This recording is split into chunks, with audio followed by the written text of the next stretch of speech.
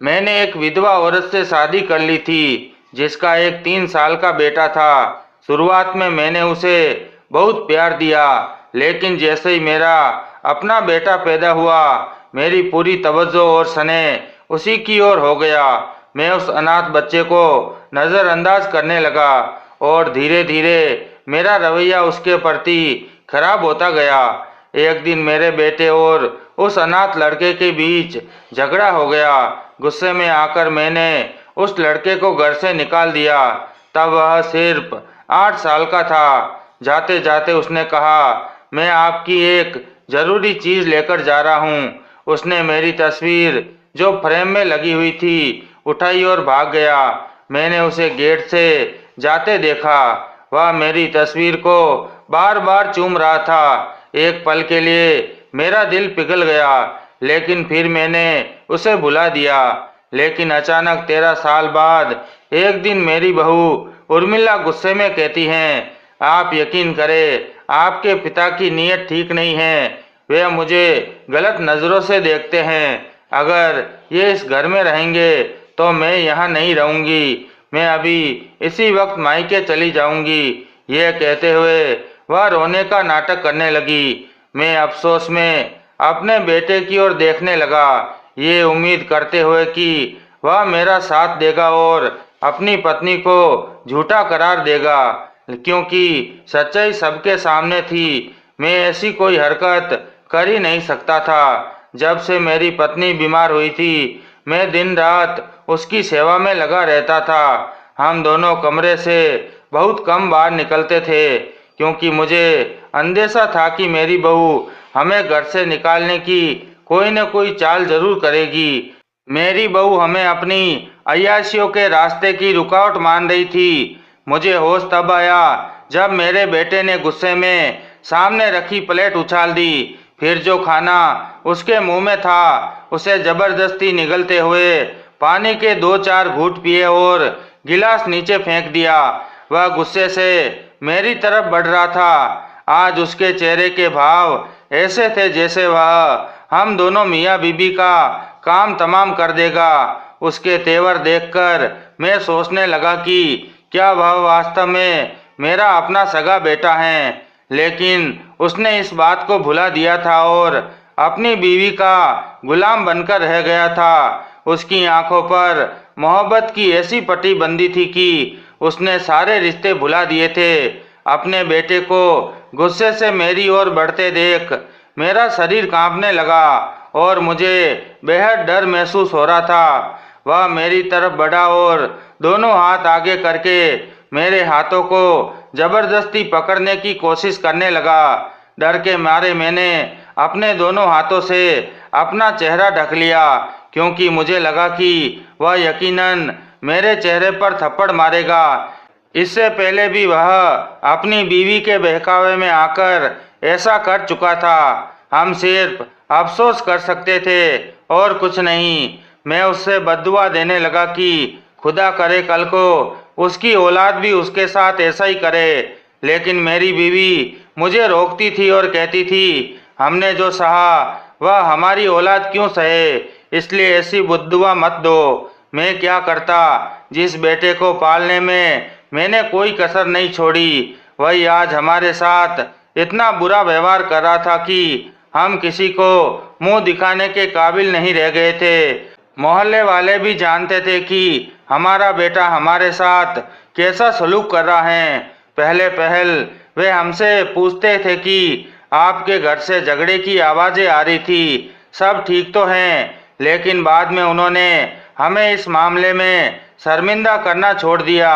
आज मेरा बेटा मुझे दोनों बाजुओं से पकड़कर घसीटते हुए घर से बाहर निकालने लगा। मैंने अपने कदम मजबूती से जमीन पर टिकाए हुए थे, लेकिन मैं बूढ़ा और कमजोर आदमी था, कब तक उसका सामना कर सकता था। इसलिए वह मुझे घसीटते हुए ड्राइंग रूम के बाहर निकालने में कामयाब हो गया।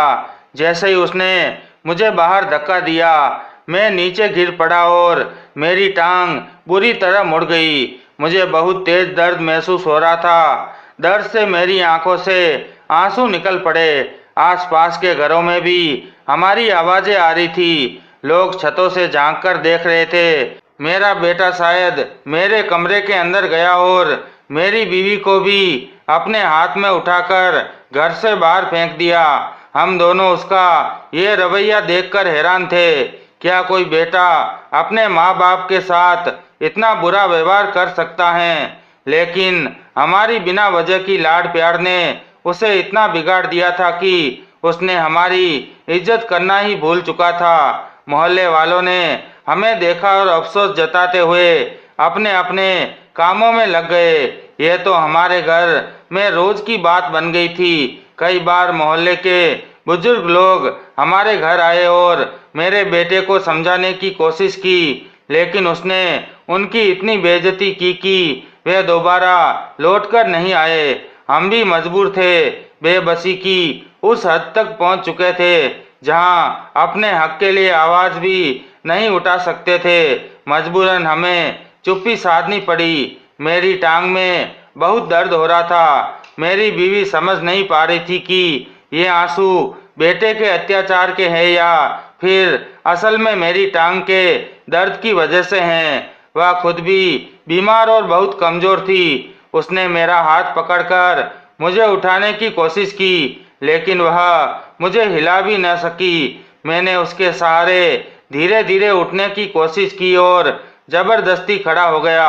हालांकि मेरी टांग का दर्द इतना था कि मैं खड़ा भी नहीं हो पा रहा था। मेरी आंखों से आंसू बहकर मेरी दाढ़ी में जज्ब हो चुके थे। मेरी बीवी ने मुझे सहारा दिया और फिर हमने वह सामान उठाया जो हमारे बेटे ने गुस्से और बदतमीजी में बाहर फेंक दिया था। मेरी बीवी की ऐनक टूट चुकी थी। वह बहुत मुश्किल से इधर उधर देख पा रही थी क्योंकि उसकी आंखों का नंबर बहुत बढ़ चुका था। उसे ऐनक के बिना कुछ भी दिखाई नहीं देता था। जब बेटे ने हमें घर से निकाला तो उसकी ऐनक नीचे गिरकर टूट गई थी। मैंने उसे उठाया और अपनी जेब में रख लिया। मैंने उससे कहा, मैं इसे ठीक करवा दूंगा। कुछ जोड़े कपड़े जिसमें सलवार किसी और जोड़े की थी और कमीज किसी और की, वे भी मैंने उठाए और अपनी पत्नी के हाथ में दे दिए। उसे पकड़कर मैं धीरे धीरे चलने लगा। भले ही उसे दिखाई नहीं दे रहा था, लेकिन वह समझ चुकी थी कि मेरी टांग में दर्द है। मुझे पता था कि वह मेरी सिसकियों को महसूस कर चुकी हैं। उसे पता था कि मैं रो रहा हूँ। वह मेरी पत्नी थी। पिछले 25 सालों से मेरे साथ थी। वह मेरी हर भावनाओं से परिचित थी और जान चुकी थी कि मैं कितना दुखी हूँ।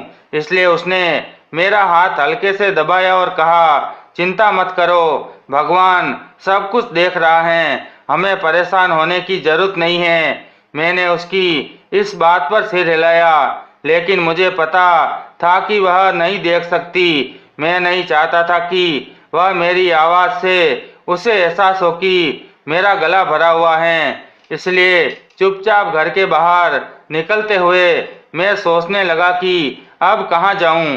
रिटायरमेंट के बाद मेरा किसी से कोई संपर्क नहीं था। मेरे अधिकतर दोस्त इस दुनिया से जा चुके थे। मैं ही एक बदनसीब था जो अभी तक जीवित था।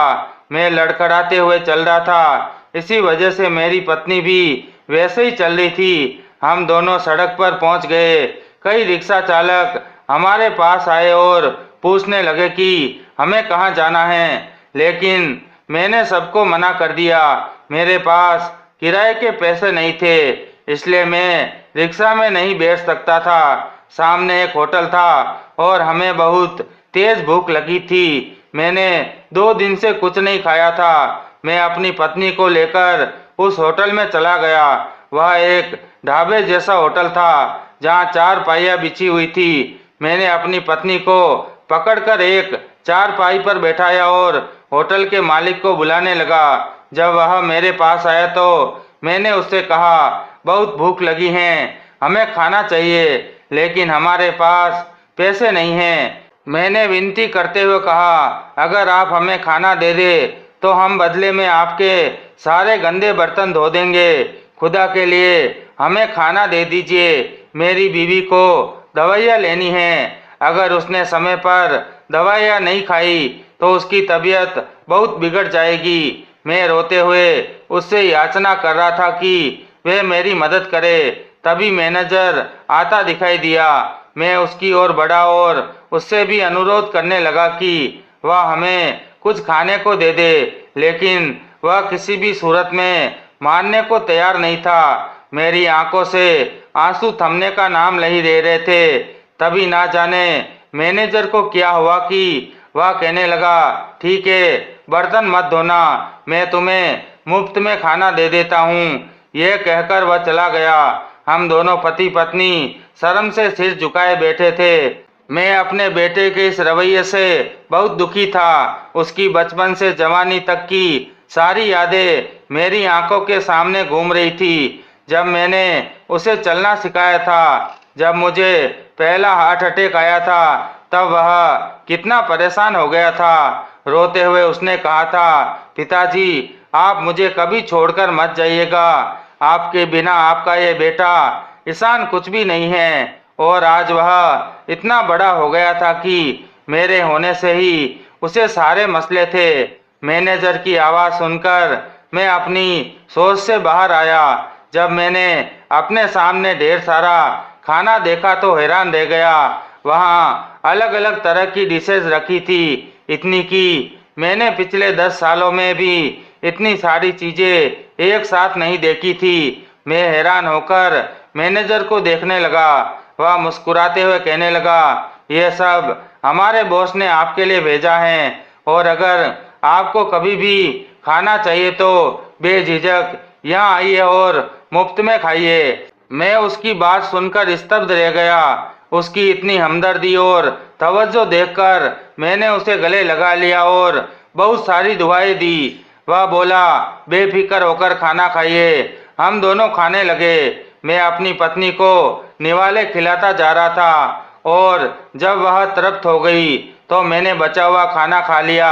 खाने के बाद मेरी बीवी मुझसे पूछने लगी, क्या तुम्हारे पास पैसे हैं? मैंने मुस्कुराकर कहा, हाँ, मेरे पास हैं। मैंने उसे ये एहसास नहीं होने दिया कि मैनेजर ने हमें मुफ्त में खाना खिलाया है, क्योंकि उसकी गैरत ये हरगिज बर्दाश्त नहीं कर सकती थी कि हम मजबूर और बेबस कहलाए और लोग हमें अपनी ज़कात और खैरात से खाना खिलाए। अब हमें समझ नहीं आ रहा था कि हम जाए तो जाए कहाँ। हमारा तो कोई ठिकाना नहीं बाकी रह गया था।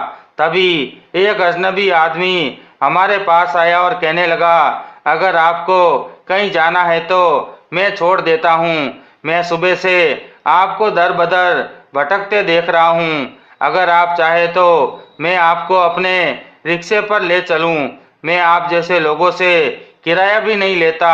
यह कहते हुए वह आदमी हमसे हमदर्दी जताने लगा। उसकी शक्ल सूरत अजीबोगरीब थी, जैसे कोई गुंडा मवाली हो। एक पल के लिए मुझे उससे डर महसूस हुआ। उसकी लाल होती आंखें एक खौफनाक मंजर पेश कर रही थी और ऊपर से रात भी हो रही थी। ऐसे में उस आदमी पर भरोसा करना और उसके साथ जाना मेरे लिए नामुमकिन था, खासकर जब मेरी पत्नी भी मेरे साथ थी। मुझे लगा कि कहीं वह चोरी या किसी गलत इरादे से तो हमारी तरफ नहीं बढ़ रहा। तभी उसने कहा, मेरी माँ भी मेरे साथ है। अगर आप मेरे साथ जाने में सहज महसूस नहीं करते तो कोई बात नहीं। यह कहकर वह जाने लगा। तभी मेरी बीवी कहने लगी, हाँ, हमें छोड़ दो। मैंने उसे घूरकर देखा, सोचते हुए कि वह हमें कहाँ छोड़ेगा। हमारा तो कोई और ठिकाना नहीं। तभी मेरी बीवी बोली, हमें ओल्ड एज होम में छोड़ दो। हमारे इलाके में हाल ही में एक ओल्ड एज होम बना था, जिसका जिक्र मैंने 2 महीने पहले अपनी बीवी से किया था। जब मेरे बेटे ने मुझे थप्पड़ मारा था, तब मैंने अपनी बीवी से ये कहा था कि हमें घर छोड़कर वहीं चले जाना चाहिए, क्योंकि अब इस घर में हमारा रहना ठीक नहीं है। तुम खुद ही बेटे और बहू का रवैया देख चुकी हो। मैंने उसे कहा था, अब जो तुम कहोगी वही करेंगे, लेकिन मेरी बीवी ने तब कहा था कि हमारा बेटा अपनी बीवी के बहकावे में आकर ऐसा कर रहा है। अगर हम उसे समझाएंगे तो वह समझ जाएगा, लेकिन वह नहीं समझा। जब मेरी बीवी ने ओल्ड एज होम का नाम लिया तो मेरी आंखों से आंसू बह निकले। मेरी बीवी भी रो रही थी। मैंने उससे कहा, पहले मुझे तुम्हारा चश्मा ठीक करवाना है। वह शख्स बोला, आप लोग बस मेरे साथ चलिए, मैं ये काम करवा दूंगा। फिर वह हमें एक ऐसी जगह ले गया जो ओल्ड एज होम तो नहीं था, लेकिन एक बड़ा डेरा था जहां हमारी तरह के कई और लोग भी रहते थे। उसमें से कुछ को मैं पहचानता था, क्योंकि मैं रोज मंदिर से लौटते समय उन्हें भिक्षा दिया करता था। मुझे समझ आ गया कि ये आदमी हमें यहाँ इसलिए लाया ताकि हमसे भीख मंगवा सके। मैंने धीरे से अपनी बीवी के कान में कुछ कहा, लेकिन वह आदमी तुरंत समझ गया कि हमें उसकी साजिश का पता चल चुका है। इसलिए उसने मुझे मर्दों के हॉल में भेज दिया और मेरी बीवी को औरतों के बीच। मैं भीतर ही भीतर घुट रहा था, क्योंकि मेरी बेबी इस हकीकत से अनजान थी। वह यही सोच रही थी कि हम किसी ओल्ड एज होम में आ चुके हैं, जबकि वह घटिया इंसान हमें जबरदस्ती भीख मंगवाने की साजिश कर रहा था। अगले दिन वही हुआ जिसका मुझे डर था। उसने हमें एक भीड़ भाड़ वाली जगह पर बैठा दिया और मजबूर करने लगा कि हम भीख मांगे। मैंने उसे भरोसा दिलाया कि हम भीख मांगकर उसे पैसे देंगे, बस वह हमें यहाँ से जाने की इजाज़त दे और 2 वक्त का खाना देता रहे। वह इत्मीनान से दूर जाकर खड़ा हो गया, लेकिन हमें नज़रों से देख रहा था। हम सड़क पर बैठे थे, लेकिन मैंने हाथ फैलाने से इनकार कर दिया। वह आदमी दूर से गुस्से में मुझे घूर रहा था और दबाव डाल रहा था कि मैं भीख मांगूं। तभी एक मर्सिडीज आकर हमारे सामने रुकी। मुझे लगा कि शायद वे हमें भीख देने आए हैं। मेरे चेहरे पर थोड़ी राहत आई, क्योंकि अगर हमें बिना मांगे भीख मिल जाती तो वह आदमी ना तो हमारा खाना बंद करता, ना ही हमें मारता। वहाँ मौजूद कुछ बुजुर्गों ने मुझे पहले ही बता दिया था कि अगर हम ज़्यादा भीख इकट्ठा नहीं करेंगे तो ये आदमी हमें बेरहमी से पीटेगा और खाना भी नहीं देगा। मजबूरी में हमें भूखा रहना पड़ता था और अब मुझे महसूस हो रहा था कि शायद हमारी पूरी जिंदगी इसी तरह सड़कों पर भीख मांगते हुए कटेगी। मेरी आंखों से आंसू बह रहे थे। शायद कार वाला भी हमारी बेबसी महसूस कर चुका था, इसलिए वह हमें पैसे देने के लिए आगे बढ़ा। वह मेरे करीब आया और मुझे बाजुओं से पकड़कर उठाया। एक पल के लिए मैं डर गया, क्योंकि मेरे बेटे ने भी मुझे इसी तरह पकड़कर घर से बाहर निकाल दिया था। उसने मुझसे पूछा, आप लोग यहाँ क्या कर रहे हैं? फिर वह बोला, मैंने हमेशा आप लोगों की तलाश करने की बहुत कोशिश की, लेकिन आपका बेटा जो इतना कामयाब हो चुका है, फिर भी आपको ढूंढने में नाकाम रहा। लेकिन यकीन मानिए, मैं आप लोगों से बेखबर नहीं था। मैंने हर संभव कोशिश की कि मैं आपका ख्याल रख सकूं। इन 3-4 दिनों में जो तकलीफ आपने सही, उसके लिए मैं माफ़ी मांगता हूं। वह अनजान आदमी ये कहते हुए रोने लगा। उसने मेरे हाथों को चूमा और मुझे जबरदस्ती गले लगा लिया। मैं उसे हैरत से देख रहा था। मेरी पत्नी भी आवाज़ सुनकर चौंक गई और मेरा हाथ पकड़कर खड़ी हो गई। वह बोली, कहीं ये भी रिक्शे वाले की तरह हमें धोखा तो नहीं दे रहा? लेकिन मेरा बेटा समीर झनकार से सिर हिलाने लगा। उसकी शक्ल जानी पहचानी लग रही थी, मगर याद नहीं आ रहा था कि मैंने उसे कहाँ देखा था। वह मेरा सौतेला बेटा था, जिसे मैंने धक्के मारकर घर से बाहर निकाल दिया और उस पर झूठा चोरी का इल्जाम लगाया था। मेरी पत्नी ये नहीं जानती थी। दरअसल मैंने अपने दोस्त के गुजर जाने के बाद उसकी विधवा से शादी कर ली थी। मेरे दोस्त का एक बेटा था। शुरुआत में मैंने उस पर बहुत स्नेह और प्यार लुटाया, उसके नखरे उठाए, उसे पढ़ाया लिखाया। वह मेरे लिए सिर्फ एक बेटा नहीं बल्कि एक अच्छा दोस्त भी था। लेकिन जब मेरा अपना बेटा पैदा हुआ तो मेरा रवैया बदलने लगा। अब मैं अक्सर उस पर हाथ उठाने लगा। वह मुझे जहर की तरह लगने लगा और मैं उसे अपने घर में नहीं रखना चाहता था। इसकी एक वजह मोहल्ले के लोग थे जो ये कहने से नहीं थकते थे कि मैं अपनी पत्नी के किसी और के बेटे को पाल रहा हूँ। वे कहते कि मेरी पत्नी ये बच्चा दहेज में लाई थी। वे मेरी पत्नी के चरित्र पर उंगलियां उठाते थे और ये सुनकर मैं तड़प उठता था। लेकिन अपनी तकलीफ उन लोगों पर नहीं बल्कि उसी मासूम पर निकालता था। जब कारोबार में नुकसान हुआ और फिर नौकरी मिलने में देर हुई तो उसका गुस्सा भी मैंने उसी बच्चे पर निकाला।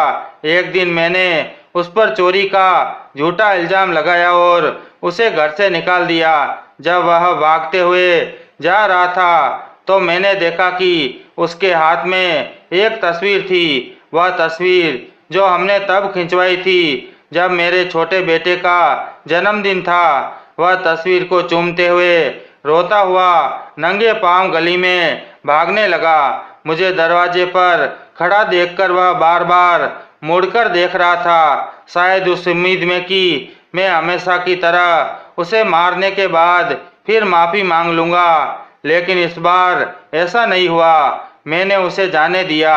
आज 13 साल बाद जब मैंने उसी बेटे को अपने सामने देखा तो मेरी आंखें आंसुओं से भर गई। मैं रोते हुए दौड़कर उसे गले लगा लिया।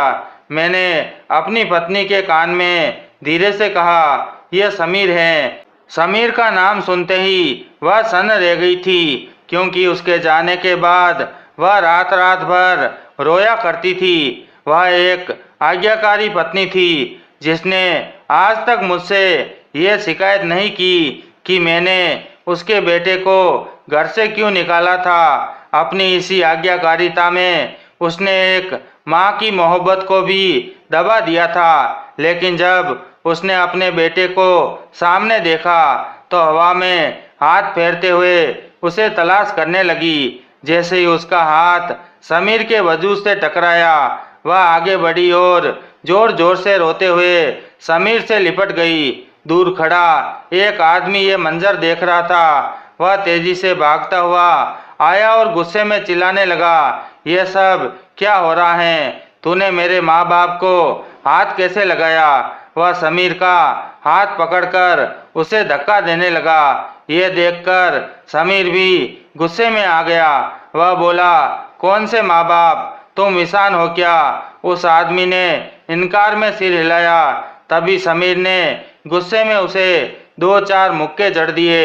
ये देखकर वह गुंडा और ज्यादा भड़क गया और लड़ने लगा। इस दौरान भीड़ बढ़ गई और पुलिस आ गई। मेरे बेटे के एक इशारे पर पुलिस ने उसे गिरफ्तार कर लिया और बिना कोई पूछताछ किए उसे ले गई। अब मैं अपने बेटे के सामने खुद को शर्मिंदा महसूस कर रहा था। मैं उसकी आंखों में आंखें डालकर कैसे देखता? मैं जानता था कि वह बेकसूर था, फिर भी मैंने उसके साथ बहुत बुरा किया था। ये बात मुझे किसी भी बड़े गुनाह से ज्यादा तकलीफ दे रही थी। मैंने नजरें झुकाए हुए कहा, हम तुम्हारे साथ नहीं जाएंगे। मैंने 13 साल पहले तुम्हारे साथ बहुत गलत किया था और तुम ये भी जानते हो कि मैंने तुम पर झूठा और बेबुनियाद इल्जाम लगाया था। अब मैं तुमसे नजरें कैसे मिलाऊं? मैं तुम्हारे घर में कैसे रहूं? मैं तुम्हारे साथ नहीं जाऊंगा। यह कहकर मैं आगे बढ़ गया। मेरी पत्नी मुझे जाता देख मेरे पीछे चल पड़ी। तभी समीर ने आवाज दी, पिताजी, जिस दिन आपने मुझ पर इल्जाम लगाया था उसी दिन मैंने आपको माफ कर दिया था। मैं आपके पैर पकड़ता हूँ, कृपया मुझे इस तरह से इनकार मत कीजिए। मेरे साथ मेरे घर चलिए। अगर वहाँ जाकर आपको जरा भी तकलीफ हो तो मुझे उसी वक्त फांसी पर चढ़ा दीजिएगा, लेकिन मुझे अपनी सेवा का मौका जरूर दीजिए।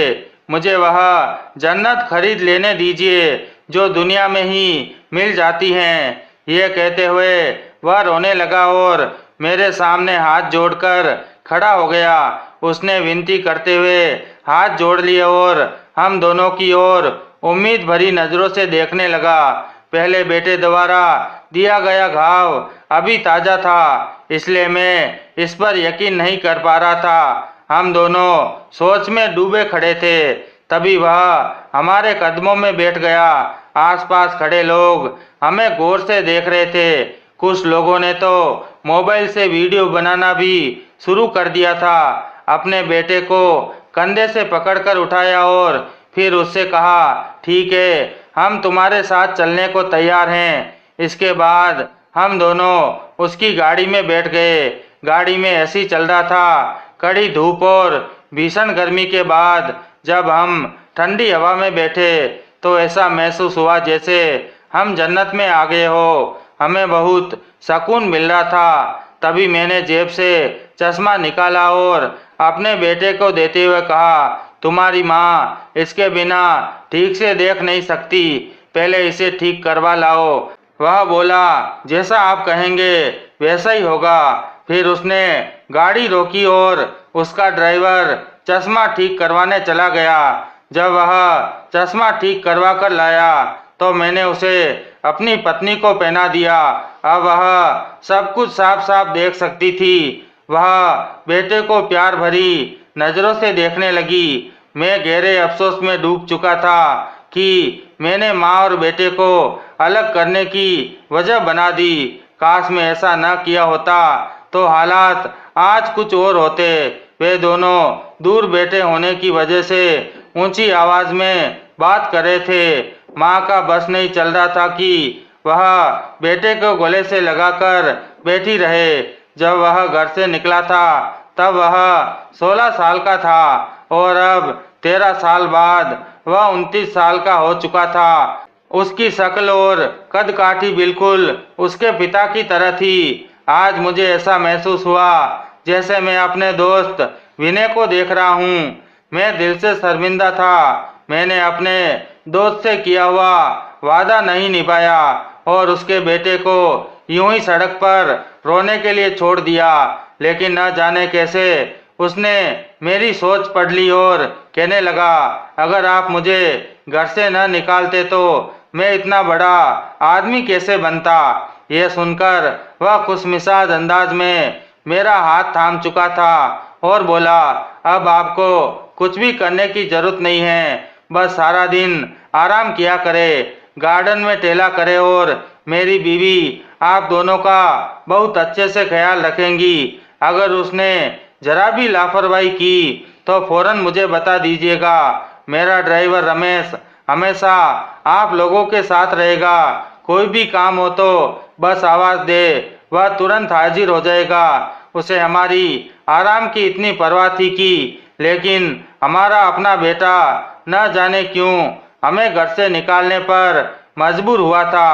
समीर को कामयाब देखकर दिल को सुकून मिला और खुशी हुई कि मैंने उसका भविष्य बर्बाद नहीं किया बल्कि संवार दिया। समीर के घर में आकर हमें बहुत राहत मिली थी। यह जिंदगी नवाबों की तरह गुजर रही थी। कोई काम नहीं करना पड़ता था। सारा दिन हम आराम करते, फिर टहलने चले जाते और शाम को अपने बेटे और बहू के साथ चाय पीते। समीर की बीवी बहुत अच्छी थी। उसके माता पिता नहीं थे, वह यतीम थी। जब हम उसके घर आए तो वह हमें अपने माता पिता की तरह समझने लगी और हमारी खूब देखभाल करने लगी।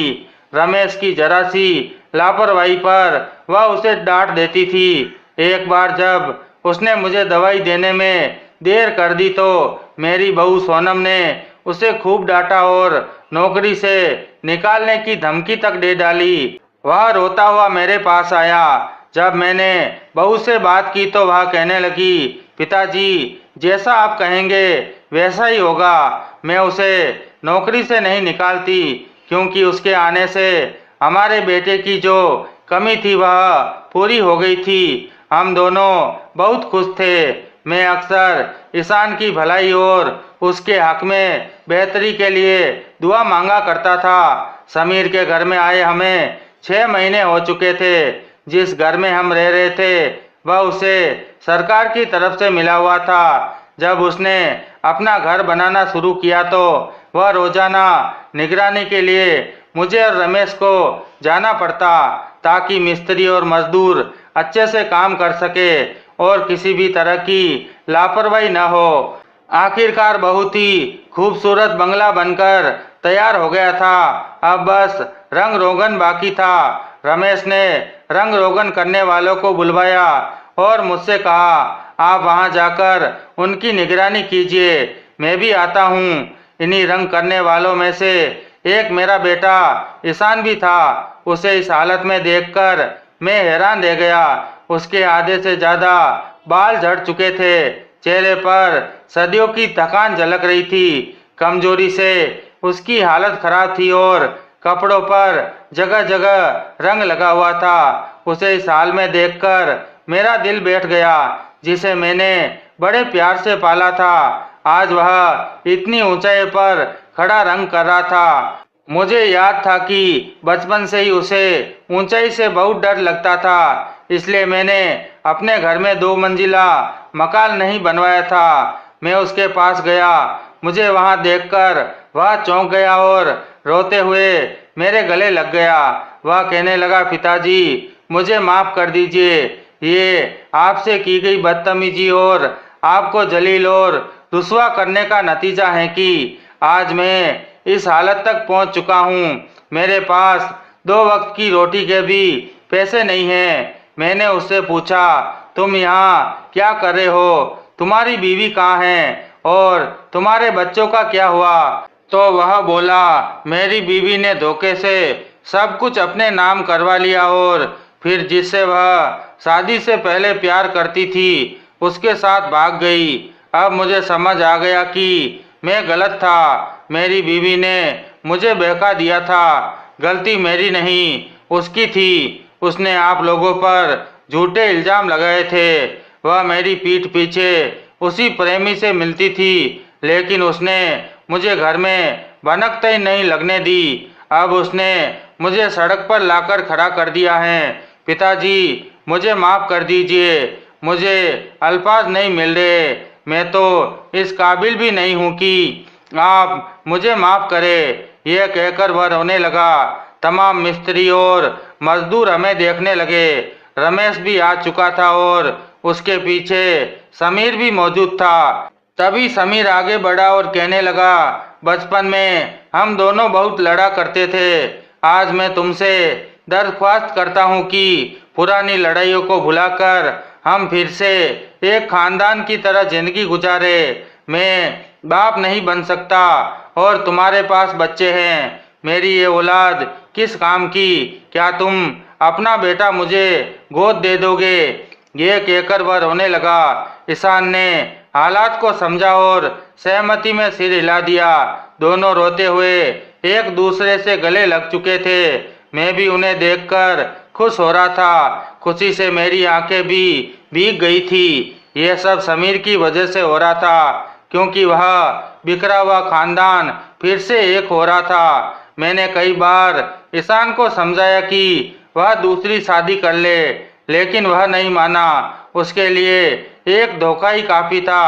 वह बहुत शर्मिंदा था और बार बार मुझसे माफी मांगता था। फिर एक दिन ऐसा आया जब वह सोया और फिर कभी जागा ही नहीं। घर में सन्नाटा छा गया और मातम का माहौल बन गया।